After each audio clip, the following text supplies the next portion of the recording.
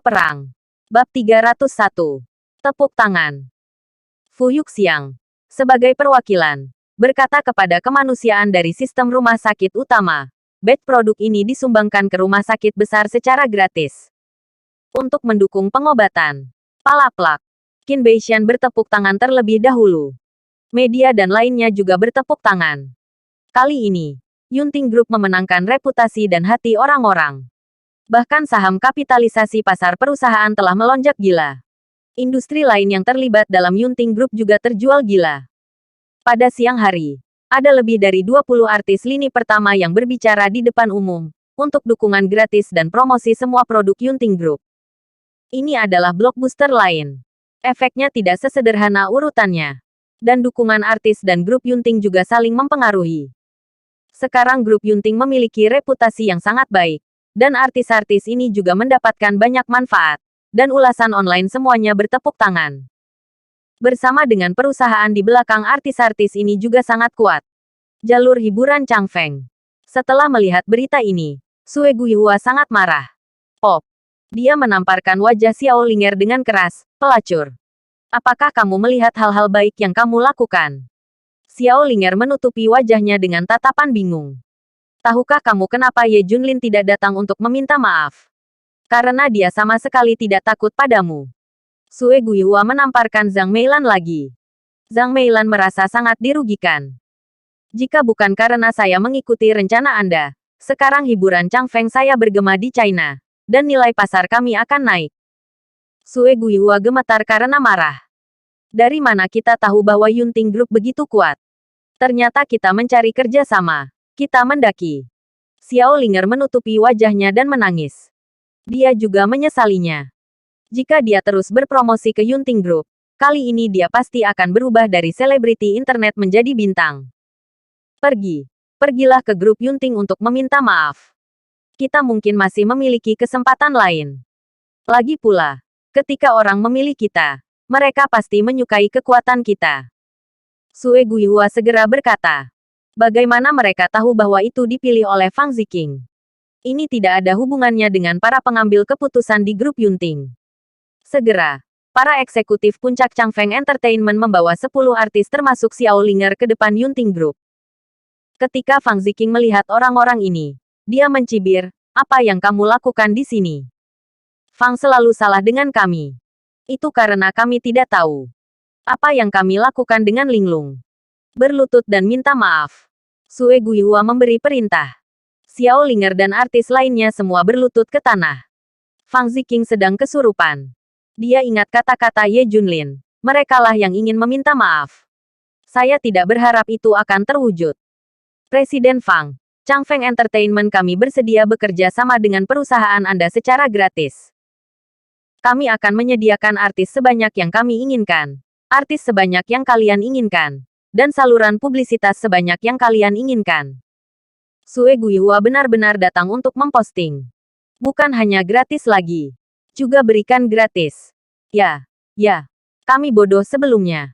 Sekarang sepertinya produk Yunting Group adalah yang terbaik. Kata Xiao Linger. Zhang Meilan memohon. Presiden Fang akan mempertimbangkannya dengan hati-hati. Ini semua gratis. Ini akan menguntungkan perusahaan Anda tanpa membahayakan. Fang Ziqing dan pejabat senior lainnya tercengang. Sebelumnya, satu persatu sangat sombong. Sekarang berlutut dan minta kerjasama gratis. Ini bukan karena momentum Yunting Group saat ini. Namun, banyak publisitas artis gratis juga bagus. Tidak. Yunting Group sama sekali tidak mengizinkan untuk ternoda oleh sekelompok orang yang tidak memiliki nilai artistik. Ye Junlin menolak. Fang Ziqing mengerutkan kening dan berkata, Ye Junlin, hakmu untuk diam. Bersambung. Bab 302. Promosi gratis. Meskipun krisis Yunting Group teratasi. Tetapi dalam pandangan Fang Ziqing, ini tidak ada hubungannya dengan Ye Junlin. Semuanya adalah keputusan bos besar. Ye Junlin hanya mengikuti Fu Yuxiang. Sekarang Anda benar-benar menggunakan kekuatan pengambilan keputusan dengan hidung di wajah Anda. Benar-benar menganggap diri Anda sebagai pemimpin perusahaan.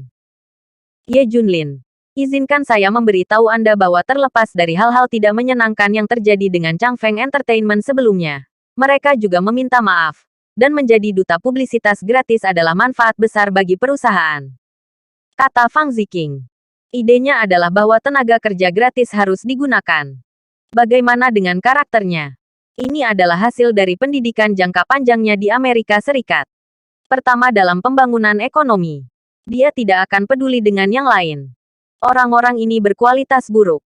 Kali ini saya datang untuk meminta maaf karena kebangkitan grup Yunting. Mengapa Anda tidak meminta maaf 2 hari yang lalu? Ye Junlin melirik Sue Guihua Xiaolinger dan berkata dengan dingin, kalian pergi dari sini. Ayo. Yunting Group tidak akan bekerja sama denganmu. Xiaolinger akan meledak. Tidak sabar untuk membunuh Ye Junlin. Jelas Fang Ziqing harus setuju. Dia bahkan tidak setuju. Ye Junlin adalah musuh Changfeng Entertainment.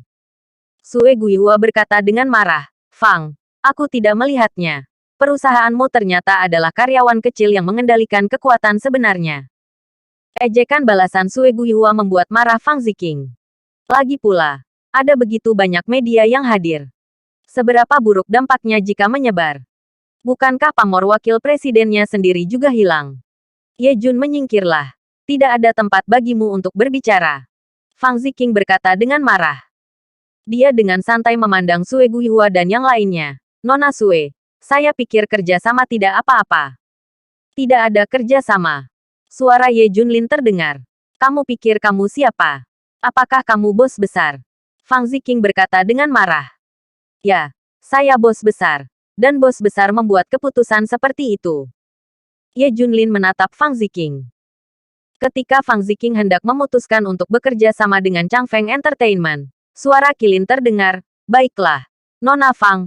Bos besar tidak mengizinkan bekerja sama dengan Changfeng Entertainment. Beri mereka daftar hitam. Pada saat ini, Qilin muncul. Kualitas rendah artis hiburan Changfeng. Memukuli orang yang lewat. Mengancam penggemar manusia. Telah terungkap berkali-kali. Grup Yunting kami disukai oleh masyarakat. Bagaimana kami bisa bergaul dengan sampah? Ini memperburuk reputasi kami. Di mana kita harus meletakkan wajah Yunting Group? Fang Ziqing tersipu ketika dia mendengar Qilin mengatakan ini. Dia hanya mencari keuntungan. Dan yang lain benar-benar tidak peduli. Tapi kata-kata Qilin membuatnya waspada. Filosofi bisnisnya harus berubah. Reputasinya harus bagus. Hanya dengan mendapatkan dukungan populer, manfaat akan dimaksimalkan. Pada saat ini, media mulai menyalahkan Changfeng Entertainment. Dan mengekspos pemadaman Changfeng Entertainment oleh grup Yunting. Selain itu, Ye Junlin menyerahkan USB flash drive kepada media. Di dalam, ada video Xiaolinger memukuli staf dan membuang sampah sesuka hati. Ternyata Ye Junlin mengirim Suzaku untuk memperbaiki ponsel dan mengeluarkan video di dalamnya. Segera setelah video ini dikirim, Xiaolinger ditinggalkan. Ada banyak omelan online. Untuk sementara waktu, Changfeng Entertainment berada dalam bahaya. Terutama Xiaolinger. Karir artis-artis ini akan segera berakhir. Tidak ada yang akan berani menandatanganinya di masa depan. Ye Junlin datang ke Fang Ziqing dan berkata sambil tersenyum, saya mengatakan itu sebelumnya. Duta publisitas yang Anda sewa tidak dapat bekerja. Produk kami adalah obat. Tuan Qin adalah yang paling cocok. Fang Ziqing tersenyum menghina. Itu seperti kamu yang mengundang Tuan Qin kamu undang. Bersambung. Bab 303. Tamu. Aku yang menjemputnya. Ye Junlin tersenyum. Itu jelas diundang oleh bos besar. Apakah itu ada hubungannya denganmu? Fang Ziqing mencibir. Oke, berhenti bertengkar. Ayo pergi bekerja. Tugas selanjutnya berat. Apakah kamu masih punya pikiran untuk bertengkar? Ye Junlin tersenyum. Fang Ziqing hanya menyadari bahwa tugas grup Yunting telah berlipat ganda puluhan kali di masa depan. Mereka akan lebih sibuk. Tapi inilah yang paling ingin dia lihat. Bakatnya juga akan dimaksimalkan.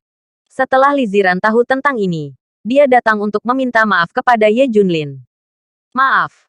Tapi kamu juga luar biasa. Mengikuti Fuyuk Xiang, kamu sudah tahu rencana bos besar dari awal. Liziran berkata dengan jempol, kamu sangat luar biasa. Kamu bahkan bertemu Tuan Qin. Apakah kamu tahu betapa ibu iri padamu? Idolanya adalah Tuan Qin. Sekarang ibuku berkata ketika dia bertemu orang-orang di rumah sakit, menantunya secara pribadi mengantar Tuan Qin. Sangat bangga. Ye Junlin tersenyum dan bertanya, apakah ibu dan ayah ingin melihat Tuan Qin? Saya pikir, tentu saja mereka ingin. Bahkan saya. Jangan bicara tentang orang tua. Li Ziran berkata segera. Oke, kalau begitu kamu kembali dan beritahu orang tuamu. Siapkan meja makanan rumahan dan hangatkan sepanci anggur yang enak. Aku akan mengundang Tuan Qin ke rumah malam ini. Biarkan orang tuamu melihatnya. Ye Junlin tersenyum. Li Ziran mengira dia salah dengar, dan bertanya dengan ragu, apa? Apakah kamu akan mengundang Tuan Qin ke rumah? Lelucon ini sama sekali tidak lucu. Sungguh, kapan suamimu membodohimu? Li Ziran berpikir untuk sementara. Setiap kali secara kebetulan, apa yang dikatakan Ye Junlin akan terwujud. Dia benar-benar tidak membohongi diriku sendiri. Oke, aku percaya kamu untuk sementara waktu. Tapi aku tidak tahu orang tuaku akan percaya atau tidak. Setelah Li Ziran pergi, dia kembali ke rumah dan menyampaikan maksud Ye Junlin kepada mereka berdua. Hah, omong kosong. Karakter macam apa Qin Beishan? Dia tergerak oleh undangan Ye Jun. Li Wenyuan mencibir. Ya, Ye Junlin tidak memenuhi syarat bahkan 6 tahun yang lalu. Hari ini orang terkaya di Suzhou dan Hangzhou dan orang-orang besar dari kamar dagang Suzhou Hangzhou ditolak oleh Tuan Qin. Zhao Yalan juga berpikir itu tidak mungkin. Li Ziran bertanya, apakah orang tuaku akan memasak? Kamu bercanda. Ye Junlin bercanda denganmu. Kamu menganggapnya serius. Li Wenyuan berkata. Li Ziran memikirkannya. Seolah-olah Ye Junlin benar-benar bercanda. Qin Beishan adalah tokoh dekan dunia medis. Jadi tidak mungkin Ye Jun dapat mengundangnya. Li Ziran dan orang tuanya tidak lagi memikirkannya. Dan melakukan hal mereka sendiri. Tak lama kemudian pukul 8 malam. Ada ketukan di pintu. Li Ziran berlari untuk membuka pintu. Melihat bahwa itu adalah Ye Junlin, Li Ziran tidak berbicara dan berbalik untuk masuk. Hei, istriku, kenapa kamu masuk? Keluar untuk menemui para tamu. Di mana orang tuamu? Panggil. Suara Ye Junlin membuat Li Zi mandek. Dia berbalik dan melihat seseorang. Dia segera disambar petir. Halo, Nona Li. Saya Qin Beishan. Qin Beishan tersenyum. Boom. Mata Li Ziran menjadi hitam. Hampir pingsan ketakutan. Qin Beishan. Ini benar-benar Qin Beishan. Dia benar-benar datang. Mendengar gerakan di luar, Li Wenyuan dan Zhao Yalan dan istrinya juga berjalan mendekat. Ada apa? Apakah ada tamu? Li Wenyuan dan Zhao Yalan menoleh. Boom. Itu tidak masalah sama sekali. Itu membuat mereka berdua ketakutan. Uff. Li Wenyuan terpeleset dan jatuh langsung ke tanah. Bang! Zhao Yalan sangat ketakutan sehingga dia jatuh langsung ke tanah, membuat ledakan. Ternyata itu adalah lelaki tua Qin Beishan. Bersambung. Bab 304. Villa Lu Feng. Hidup Qin Beishan. Mereka bertiga berulang kali menegaskan bahwa itu adalah Qin Beishan. Qin Beishan benar-benar pulang. Melihat keduanya jatuh, Ye Junlin dan Beisan membantu mereka berdiri. Ini membuat Li Wenyuan dan Zhao Yalan tersanjung. Qin Beishan secara pribadi membantu mereka.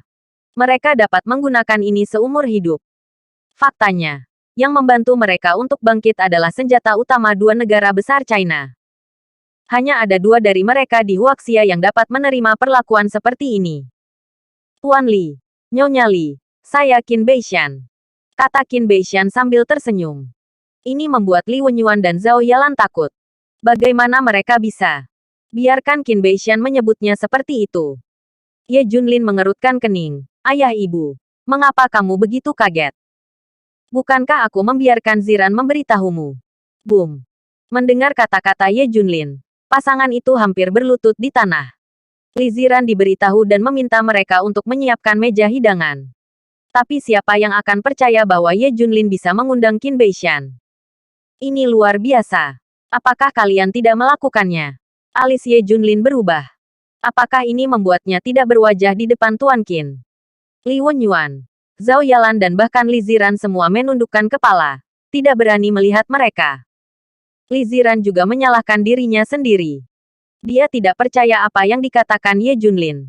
Hei! Ye Junlin menghela nafas. Li Wenyuan dan Zhao Yalan merasa panas di wajah mereka. Tuan Qin. Ye Junlin tidak tahu harus berkata apa. Ye Jun baik-baik saja. Saya mengerti. Qin Beishan sudah menebaknya. Orang tua.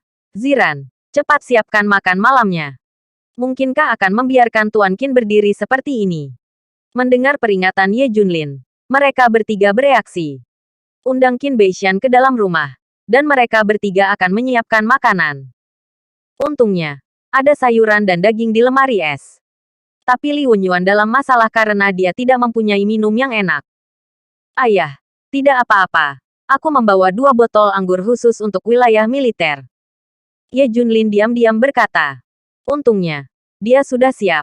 Kalau tidak dia akan malu. Ketiganya sibuk bekerja bersama. Dan segera meja masakan rumahan akan siap. Melihat Qin Beishan di rumahnya, Li Ziran dan ketiganya selalu merasa tidak nyata. Ini Qin Beishan. Pahlawan medis Tiongkok. Sosok tingkat jiwa. Keberadaan para dewa di zaman kuno. Itu di rumahmu sendiri.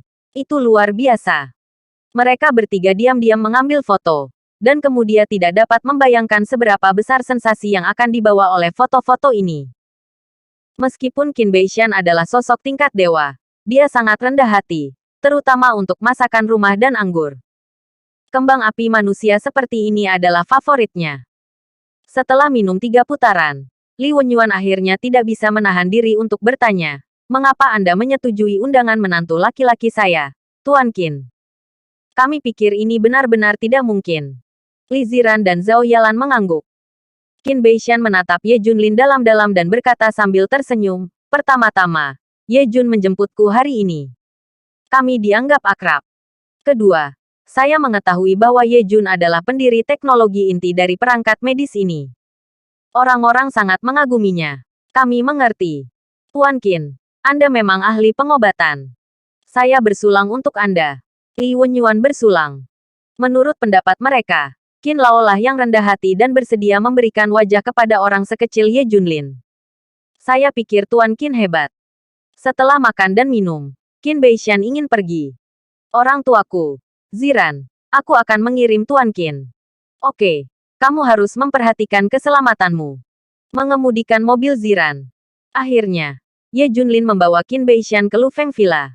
Disinilah King Long, Suzaku, dan lainnya tinggal. Bersambung. Bab 305. Terkenal dalam semalam. Orang tua seperti saya bisa tinggal di mana saja. Saya tidak membutuhkan tempat yang mewah. Qin Beishan tersenyum. Tuan Qin, keselamatanmu harus diperhatikan. Tidak boleh ada masalah. Ye Junlin mengatur Qin Beishan dan asistennya di sini. Tempat ini dianggap sebagai zona militer utama, dan keamanan Qin baik-baik saja.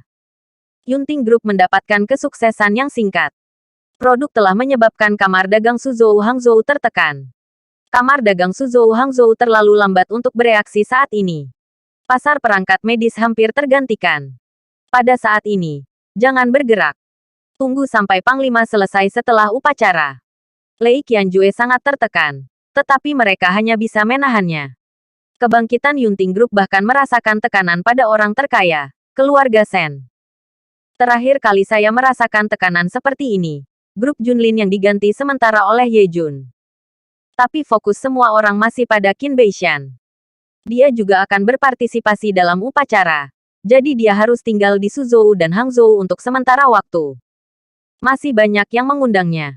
Tapi mereka semua ditolak. Pada hari-hari berikutnya, Tuan Qin secara alami juga tidak bisa diam. Dia melakukan kunjungan khusus ke rumah sakit rakyat pertama kota Suhang. Dan itu bukan sebagai dokter ahli, melainkan hanya dokter umum. Biaya pendaftaran adalah 12 yuan. Ini adalah berkah besar bagi warga Suzhou dan Hangzhou. Banyak pasien dengan penyakit yang tidak dapat disembuhkan telah datang menemui Tuan Qin. Qin Beishan juga secara khusus menjadikan Zhao Yalan sebagai asisten. Ini membuat posisi Zhao Yalan di rumah sakit meningkat, dan urusan direktur seperti paku di kepala. Setelah mengetahui berita itu, Ye Junlin tersenyum tak berdaya. Dia ingin Qin beristirahat. Sepertinya dia tidak bisa diam sama sekali, seperti pergi bekerja secara normal. Inilah sebabnya mengapa Qin Beishan adalah senjata paling penting di negara ini. Selama beberapa hari, Qin Beishan berjuang keras di garis depan dan melihat banyak pasien. Di sini, tidak peduli apakah itu pemilik keluarga kaya atau petani miskin, mereka diperlakukan sama. Banyak orang dari tempat lain terutama datang ke sini. Bahkan Zhao Yalan telah menjadi selebriti. Pada hari ini, Qin Beishan sedang duduk di kantor. Tiba-tiba sekelompok orang keluar, dengan aura sengit, mengungkapkan niat membunuh yang tajam. Semua orang tidak baik. Terutama mata mereka bahkan lebih menakutkan. Banyak orang di koridor menghindari mereka ketika mereka melihat mereka. 7 atau 8 orang ini bergegas langsung ke kantor Tuan Qin terlepas dari antrean panjang. Apa yang kamu lakukan? Jika kamu meminta Tuan Qin untuk mengobatimu, kamu harus mendaftar dalam antrean. Tegur Zhao Yalan. Plap. Pria terkemuka itu menamparkan wajah Zhao Yalan dengan tamparan. Zhao Yalan terhuyung-huyung dan duduk di tanah. Ada sidik jari berdarah di wajahnya. Adegan ini terjadi dan membuat takut para pasien di kantor. Qin melihat seseorang yang telah melakukan adegan itu. Dia memandang beberapa orang dan berkata dengan marah, "Siapa kamu? Mengapa memukul orang?" Pria terkemuka mengangkat tangannya dan berkata dengan sopan, "Tuan Qin minta maaf. Maafkan aku mengganggumu." "Apa yang kamu lakukan?" tanya Qin Beishan. Dilihat dari pengalamannya, orang-orang ini tidak sederhana. "Tuan Qin, jangan gugup. Kami di sini untuk mengundang Tuan Qin untuk mengobati tuan saya." Pria itu tersenyum. "Jika Anda sakit, datanglah ke rumah sakit untuk pendaftaran. Saya sudah berada di Suzhou dan Hangzhou akhir-akhir ini," kata Qin Beishan. "Tidak, tidak, Tuan Qin," tuan mudaku berkata. Dia ingin mengundang Tuan Qin ke rumahnya. "Jika dia datang menemuimu, itu tidak sesuai dengan identitasnya," kata pria itu. Qin Beishan menolak. "Maaf, saya tidak akan pergi ke rumahnya kecuali dia datang ke sini." Bersambung. Bab 306. Dokter keras kepala. Begitu Qin Beishan mengucapkan kata-kata ini, wajah pria itu berubah. Dan dia berkata dengan marah, "Benar saja, dia sudah tua dan keras kepala. Sudah meminta baik-baik tapi ditolak." Qin Beishan tersenyum. "Permisi, apa yang akan kamu lakukan? Jika Penatua Qin tidak mau, maka saya pribadi akan memaksa Anda untuk pergi." Mata pria itu bersinar dengan cahaya dingin. "Ya, Tuan Qin jangan memaksa kami. Selain itu, kami hanya memintamu untuk pergi mengobati." "Apa yang kamu takutkan?" kata yang lain. Qin Beishan dengan keras kepala berkata, "Tidak, ini adalah prinsip saya. Saya akan menolak undangan apapun. Jika Anda datang ke rumah sakit untuk menemukan saya sangat menyambut. Semua orang menghormati Anda sebagai dewa. Saya pikir Anda seorang dukun. Tapi bagi kami Anda bukan siapa-siapa. Ya, Anda berpura-pura menjadi dewa. Kami di sini untuk memperlakukan Anda demi wajah. Jangan tak tahu malu. Kau hanya seorang dokter Bao. Tuan kami hanya ingin mengundang Anda." Saat dia berkata, pria yang memimpin meraih Qin Beishan dan membawanya keluar. Zhao Yalan segera mencegah. Bang! Akibatnya, satu orang menendang perut Zhao Yalan. Dan Zhao Yalan kesakitan. Duduk di tanah, berkeringat. 7 atau 8 orang ini pergi bersama Qin Beishan. Keamanan rumah sakit bergegas. Tetapi mereka semua jatuh ke tanah.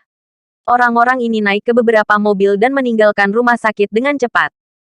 Ye Junlin sedang berdiskusi dengan Fu Yuxiang dan yang lainnya. Dan menerima telepon dari Li Ziran. Junlin tidak baik. Sekelompok orang datang. Memukuli ibu. Mereka bahkan membawa Tuan Qin. Setelah menutup telepon, Ye Junlin sangat marah. Keterlaluan. Dia mengeluarkan telepon dan berkata dengan dingin, "Suzaku cari tahu di mana Tuan Qin berada." Kota Suzhou Hangzhou digabung oleh dua kota besar, kota Suzhou dan kota Hangzhou beberapa dekade lalu. Sekarang Suzhou Hangzhou sebenarnya adalah kota baru Suzhou dan Hangzhou. Faktanya, kota tua Suzhou dan Hangzhou di pinggirannya berada di luar Suzhou dan Hangzhou. Mereka lebih suka menyebut tempat ini kota Suzhou atau kota Hangzhou. Saat ini, di Manor bergaya Cina di kota tua kota Sioux. Tempat ini cukup besar untuk ukuran kota kecil. Rumor mengatakan bahwa itu adalah kediaman seorang jenderal di zaman kuno. Dinamakan Rumah Jenderal. Di Manor, ada satu pos di 5 anak tangga dan satu pos di 10 anak tangga. Ada hampir 200 pengawal yang menjaga. Di sebuah paviliun di jantung danau buatan. 2 orang sedang duduk. 1 orang tua dan 1 pria menengah. Pria tua itu memiliki rambut beruban dan terlihat seperti usia senja. Pria parubaya itu memegang kipas lipat dengan dua kata tertulis di atasnya, Jenderal. Mereka adalah pemilik manor ini. Ada pepatah yang beredar di Jalan Suhang. Nan Xiaodu, Bei Lao Jiu, dan Taibao ke-13 tidak terkalahkan. Bahkan, ada pepatah lama Suhang dalam kekacauan. Sang jenderal memiliki keputusan akhir. Jenderal Chen Tianxiao, Raja sejati dunia bawah tanah Suzhou Hangzhou. Du Yueseng, Raja Suzhou dan Hangzhou, adalah murid Chen Tianxiao. Orang bisa membayangkan betapa menakutkannya Chen Tianxiao. Dia adalah bos nomor satu sebenarnya di Jalan Suzhou Hangzhou. Sebelum penggabungan kota Suzhou dan kota Hangzhou, Jenderal Chen Tianxiao sudah menjadi Raja dunia bawah tanah kedua kota. Setelah bergabung ke kota Suzhou Hangzhou, dia terus tinggal di kota tua. Selain itu, dia sangat rendah hati dan hidup dalam pengasingan selama bertahun-tahun. Jadi Jenderal Chen Tianxiao secara bertahap menghilang dari mata semua orang. Ketika datang ke dunia bawah tanah Suzhou dan Hangzhou, semua orang hanya tahu Raja Suzhou dan Taibao ke-13. Pendatang baru tidak tahu tentang keberadaan sang jenderal. Namun faktanya, sang jenderal adalah Raja Suzhou dan Hangzhou. Tidak ada kekacauan di Suzhou dan Hangzhou. Hanya sepatah kata dari jenderal. Raja Suhang tidak layak disebut di depan jenderal. Bersambung. Bab 307. Tidak akan mengobati kalian. Duduk di depan Jenderal Chen Tianxiao adalah putranya Chen Fulong. Tidak seperti ayahnya, Chen Fulong mendominasi dan pandai menyelesaikan semua masalah dengan kekerasan. Jika bukan karena pembatasan yang disengaja oleh Chen Tianxiao, Chen Fulong akan menguasai dunia bawah tanah Suzhou dan Hangzhou, dan Du Yueseng akan dimusnahkan. Chen Fulong tidak puas tinggal di kota tua, tetapi tidak mungkin. Pada saat ini, Chen Fulong sedang bermain catur dengan ayahnya, Chen Tianxiao. Pada saat ini, seorang pria muda yang mengenakan barang-barang mewah datang di belakang Chen Tianxiao. Kakek, ayah, apakah kamu bermain catur? Anping ada di sini. Chen Tianxiao mengangkat kepalanya dan menatap cucunya Chen Anping dengan tatapan sayang. Pada tahun-tahun ini, Chen Tianxiao telah lama hanyut dan membentuk grup Chen, yang mencakup puluhan industri. Dia menganggap Chen Anping sebagai pewaris dan sangat mencintainya. Ini juga mengakibatkan karakter Chen Anping yang mendominasi dan membosankan. Sering menimbulkan masalah. Memandang Tuan Chen berkata, "Kakek, lihat kesehatan Anda tidak terlalu baik. Saya ingin memberi Anda kejutan." Tuan Chen dan Chen Fulong penasaran ingin melihatnya dan bertanya, "Oh, apa kejutan? Kamu tahu bahwa Qin Beixian telah datang ke Suhang?" Tanya Chen Anping. "Aku tahu. Aku telah mengundang Qin Beixian ke rumahku. Biarkan pahlawan medis memeriksa kakekku dengan baik. Beri orang tuaku pandangan yang baik." Chen Anping berkata dengan penuh semangat.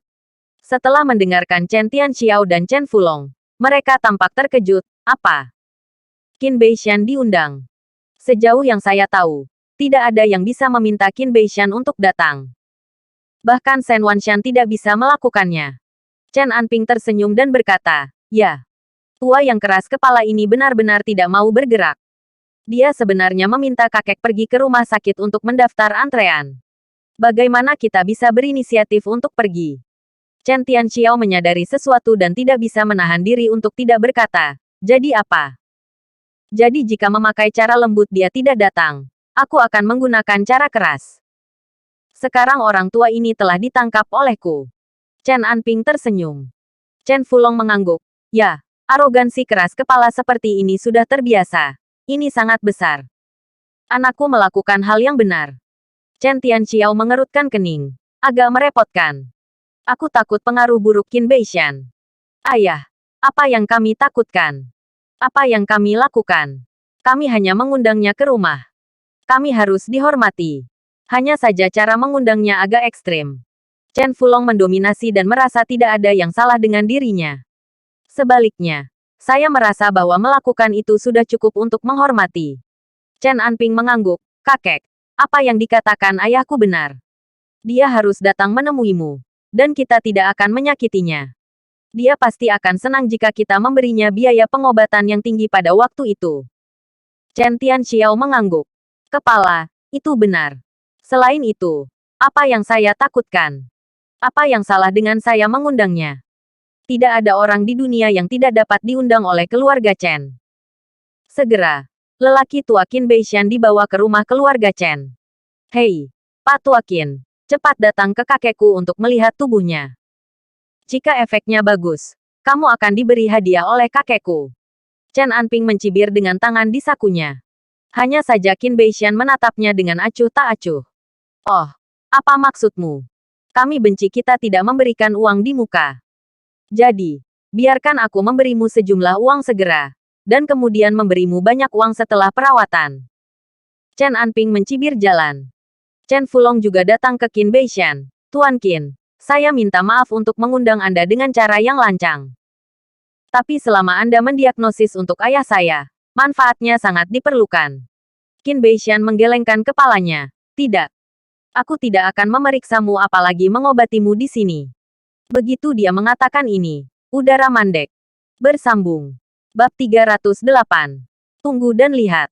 Apa katamu? Orang tua coba katakan sekali lagi. Brandon berbicara dengan marah. Apakah kamu tahu siapa kami? Kakekku Chen Tianxiu Jenderal nomor 1 orang ternama. Julukan jenderal untuk memintamu menghadapmu. Ya, Pastor Chen Tianxiao. Dan saya Chen Fulong. Di Suzhou dan Hangzhou, statusnya cukup tinggi. Meskipun sekarang hidup dalam pengasingan, tetapi di masa lalu, ayah kamu memiliki keputusan akhir di Suhang. Kata Chen Fulong sambil tersenyum. Pada awalnya kedengarannya sangat rendah hati, tetapi sebenarnya itu sangat arogan. Qin Beishan memandang mereka berdua dengan acuh. Tidak peduli bagaimana Anda memiliki latar belakang, Anda tidak dapat membandingkan dengan teman lama saya Jenderal Kunlun. Tuan Qin jangan khawatir. Selama kamu telah menyelesaikan diagnosis ayah mertuaku, aku pasti akan mengirimmu kembali. Kamu tidak hanya akan mendapatkan balas jasa dalam jumlah besar, kamu akan selalu menjadi teman saya. Keluarga Chen, kata Chen Fulong. Jika kata-kata ini didengar oleh orang lain, mereka pasti akan terkejut. Karena Suhang tidak tahu berapa banyak orang yang ingin berteman dengan keluarga Chen. Jangan melihat Chen Tianxiao yang sekarang hidup dalam pengasingan. Tetapi ada banyak selebritas yang berkunjung setiap hari. Mereka hanya ingin berteman dengan Chen Tianxiao. Tetapi mereka yang benar-benar bisa menjadi teman keluarga Chen dapat menghitungnya dengan kedua tangan. Qin Beishan menggelengkan kepalanya. Saya tidak membutuhkan begitu banyak teman. Anda dengan cepat mengembalikan saya. Jika tidak, keluarga Chen Anda akan berada dalam masalah. Mendengar saran Qin Beishan, Chen Fulong dan Chen Anping saling memandang. Dan keduanya tertawa. Ada 3 kekuatan besar di Suzhou dan Hangzhou yang tidak bisa digerakkan. Orang terkaya Shen Wanshan, Kamar Dagang Suzhou Hangzhou dan Jenderal Chen Tianxiao. Tidak peduli siapa, tidak mungkin untuk menjatuhkan ketiga kekuatan ini. Apakah Tuan Qin tahu bagaimana meramal? Kapan keluarga Chen saya dalam masalah? Dengan suara tua, Chen Tianxiao berjalan perlahan dengan tangan di punggungnya. Chen Tianxiao terlihat tidak berbeda dari orang biasa, tetapi ia memiliki aura kemarahan dan gengsi, yang menyebar seperti gunung di puncak. Qin Beishan tiba-tiba merasakan tekanan. Karakter seperti apa yang belum pernah dilihat Tuan Qin? Dalam hal momentum, yang satu ini pasti yang terbaik di depan Anda. Saya sangat menghormati Tuan Qin. Saya ingin mengirim kembali Tuan Qin agar tidak menimbulkan masalah yang tidak perlu. Tetapi jika Tuan Qin mengatakan ini, saya ingin bertemu seseorang di Chen. Apakah keluarga Chen akan mendapat masalah? Kata Chen Tianxiao dengan dingin. Qin Beishan membujuk, pria ini masih menyarankan Anda untuk mengirim saya kembali. Jika tidak, itu sangat sulit. Dan beberapa hal di luar kendali saya. Hahaha. Saya mendengar bahwa Tuan Qin tidak mengundang siapapun. Ayo. Hari ini, saya akan menjadi orang pertama Chen Tianxiao. Lihat apakah Tuan Qin bisa tinggal di sini selama 10,5 bulan. Chen Tianxiao bertekad. Dia akan mengambil risiko besar dan melihat apa yang bisa dia lakukan. Chen Fulong dan Chen Anping tampak bangga. Keluarga Chen sangat mendominasi. Bersikaplah kejam dan abaikan semua aturan. Betapa orang terkaya, keluarga Shen dan Kamar Dagang Suzhou Hangzhou, keluarga Chen tidak akan menganggapnya serius. Keluarga Chen juga keluarga yang menyebabkan Zhou Yuheng paling sakit kepala. Mereka kuat dan tidak stabil seperti keluarga Shen dan Kamar Dagang Suzhou Hangzhou. Setelah pecah, itu akan menjadi bencana. Tapi itu tidak bergerak. Qin Beishan tersenyum. Kalau begitu kita akan menunggu dan melihat. Su Hang sudah meledak pada saat ini. Seseorang bahkan secara paksa mengambil Qin Beishan dari rumah sakit pertama Suzhou Hangzhou dan melukai puluhan dokter, perawat, dan penjaga keamanan. Segera membangkitkan kemarahan publik. Orang-orang dari seluruh Suzhou dan Hangzhou mencari di mana Qin Beishan ditangkap. Sen dan kamar dagang Suzhou Hangzhou juga secara aktif mencarinya. Karena ini adalah kesempatan besar mereka. Jika Anda menyelamatkan Tuan Qin Beishan, Anda akan benar-benar memiliki hubungan dengan Tuan Qin, dan manfaatnya tidak akan terbatas. Bersambung. Bab 309. Orang nomor 1 yang sebenarnya. Pejabat itu bahkan tidak ikut campur dalam masalah ini. Tentu saja karena tidak ada yang menelepon polisi. Tapi ada alasan lain. Qin Beishan dan Ye Jun datang untuk mengurusnya, dan yang lainnya tidak memenuhi syarat. Setelah setengah jam, keluarga kekuatan utama menemukan berita. Pastor Qin Beishan berada di rumah Jenderal Chen di kota tua kota Suzhou saat ini. Orang yang mengambil orang tua Qin Beishan adalah Chen Anping, cucu Jenderal Chen Tianxiao. Di Villa Su Hang, Sen Wanshan mengenakan pakaiannya dan segera berkata, "Pergi, ayo pergi ke keluarga Chen di kota tua." Iring-iringan mobil keluarga Sen melaju kencang. Segera setelah itu, saya pergi ke kota tua dan berhenti di depan rumah jenderal. Pada saat ini, konvoi panjang datang dari arah lain. Orang-orang yang turun dari mobil adalah Lei Qianjue dan Han Xiaokun. Orang-orang dari kamar dagang Suzhou Hangzhou. Kamar dagang dan keluarga Sen Suzhou Hangzhou adalah yang tercepat. Ayo pergi bersama. Selamatkan Tuan Qin dan bicarakan itu. Kata Sen Wanshan. Oke, bersama. Lei Qianjue setuju dan datang ke rumah jenderal bersama Sen Wanshan. Gerbang General's Mansion kini tertutup rapat, tanpa penjaga. Sen Wanshan melambaikan tangannya dan Sen Qingfeng melangkah maju dan mengetuk pintu.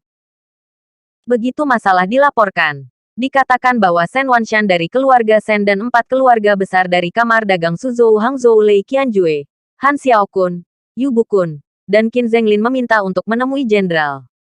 Kata Sen Qingfeng. Di dalam rumah sang jenderal, setelah mendengar suara itu, mereka menarik napas. Mereka meremehkan berat badan Qin Beishan. Begitu cepat, 2 gunung besar Suzhou dan Hangzhou datang. Sen Wanshan datang sendiri. Setelah mengetahui berita itu, Chen Fulong segera memberitahu Chen Tianxiao berita itu. Mereka semua ada di sini. Chen Tianxiao sedikit terkejut. Apa yang harus ayah lakukan? Kata Chen Fulong. Ada cibiran di sudut mulut Chen Tianxiao. Kecuali Zhou Yuheng, Su Hang, saya tidak melihat siapapun.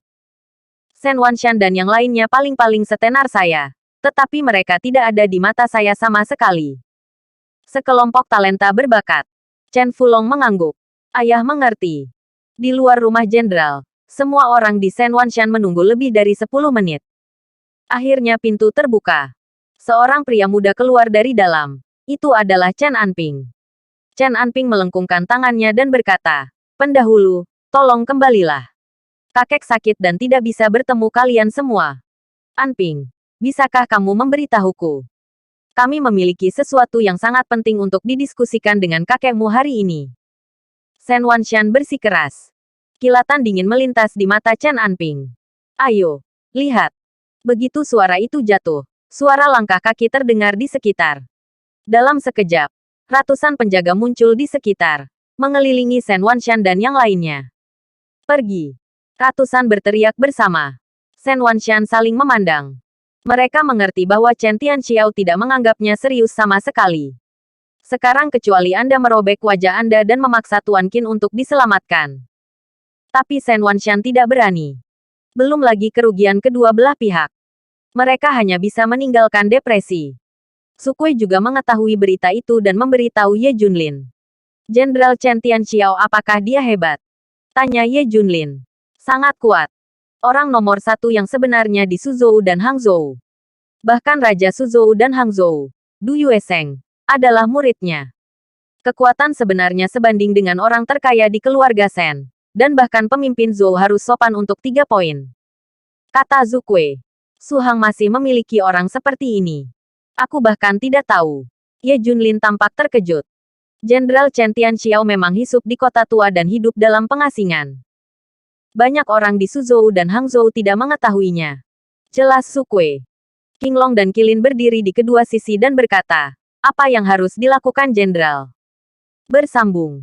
Bab 310. Apakah itu sangat sombong? Apakah Tuan Qin aman? Mata Ye Junlin berkedip dengan cahaya dingin. Sekarang aman. Cucu Chen Tianxiao, Chen Anping yang membawa Qin pergi dan ingin memeriksa tubuh kakeknya. Sukue menjelaskan. Ye Junlin tiba-tiba menamparkan meja. Apakah itu sangat mendominasi? Jenderal, saya punya ide. Kata Qinglong. Katakan. Tuan Qin pasti tidak ingin hal-hal membuat kekacauan besar. Jadi mari kita selesaikan ini sebagai masalah sepele. Bukankah guru Chen Tianxiao Du Yuesheng? Kami membiarkan Du Yuesheng maju dan memberitahu Chen Tianxiao untuk dengan patuh mengirim orang kembali untuk meminta maaf. Kata Qinglong. Ya. Tuan Qin tidak ingin membuat terlalu banyak masalah. Ye Junlin mengangguk. Bawa Du Yuesheng kepadaku segera. Setelah Ye Junlin memberi perintah, Qilin segera mengurusnya. Pada saat ini, Du Yuesheng, yang sedang bermain barang antik dengan teman-temannya, entah bagaimana dibawa pergi. Setelah tiba di depan Ye Junlin, Du Yuesheng ketakutan setelah mengetahui tentang kejadian itu. Siapa yang baik untuk disinggung oleh guru? Saya hanya tidak ingin menyinggung yang satu ini. Ye Junlin mengeluarkan selembar kertas dan menulis 3 kata di atasnya. Jenderal, Ye. Pergi dan berikan selembar kertas ini kepada Chen Tianxiao dan katakan padanya untuk segera mengirim Tuan Qin kembali. Dan kemudian serahkan pemukul itu. Kata Ye Junlin. Paham. Du Yuesheng dengan gemetar mengambil kertas itu dan segera pergi. Di depan rumah keluarga Jenderal Chen, ratusan penjaga dijaga. Karena setelah Shen Wanshan dan kamar dagang Suzhou Hangzhou pergi, ada lusinan selebritas di masyarakat. Dan mereka semua ingin Chen Tianxiao mengembalikan Lao Qin. Bahkan Chen Tianxiao menghela nafas.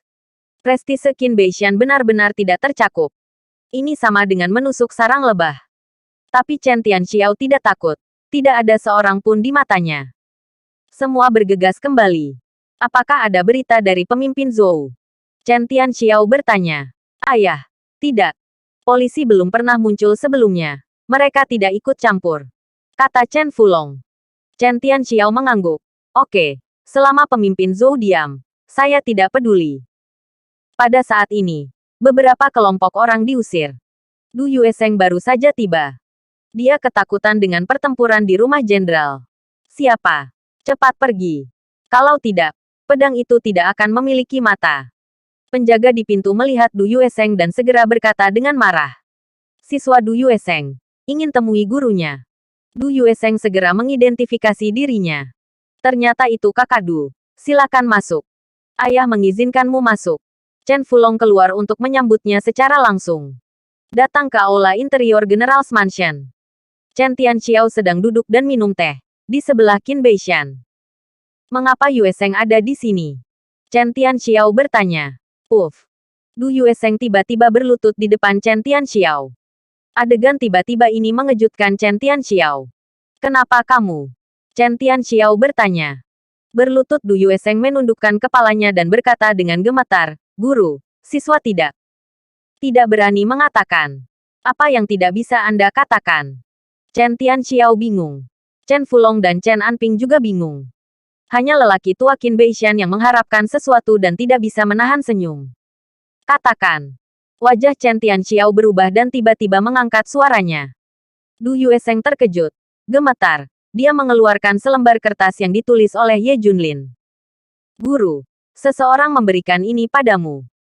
Dia memerintahkanmu untuk segera mengirim Tuan Qin kembali. Dan kamu semua meminta maaf. Dan kamu harus menyerahkan beberapa orang yang memukuli mereka di rumah sakit. Du Yuesheng menggertakkan giginya. Apa? Ada orang yang begitu sombong.